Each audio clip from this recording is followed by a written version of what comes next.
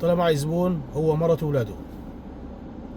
في واحد من ولاده معه تلفون ايفون 17 بخلع خلو ما شاء الله. الصبي يتصور هيك فاتح الشباك، مرة بقول هيك مرة بقول هيك مرة هيك قايل، يعني الزلمة مكيف على التلفون. وقع التلفون من ايده، كسرت الشاشة. شو قلت اني هسه الابو بده يخلع الصبي كف، بده يطلع عيونه من وجهه.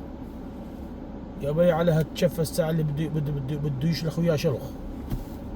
قال لي صف على اليمين، انا صفيت عليه من هون، قلت خليني انزل قدامه مشان ما يبلش بالصبي. قلت هسه بده الصبي ينهنه بالخبط بالكتل. ايه وانه نازل الزلمة شايل هالتلفون ويجي لعند ابوه، لعند ابنه عفوا، ونقول له فدى عيونك يا بابا ابشر، بكره بكون عندك واحد مثله.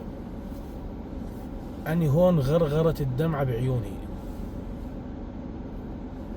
تذكرت ابوي الله يطول له بعمره، يوم كنت صغير دعست على جهاز التلفزيون اللي حقه ليرتين، ضل يمردخ فيه 4 ايام على الكتل وعلى دفش، وبلعني ازرار الجهاز زر زر، وبعده لحتى الان زر الاوكي هون بجوزتي معلق.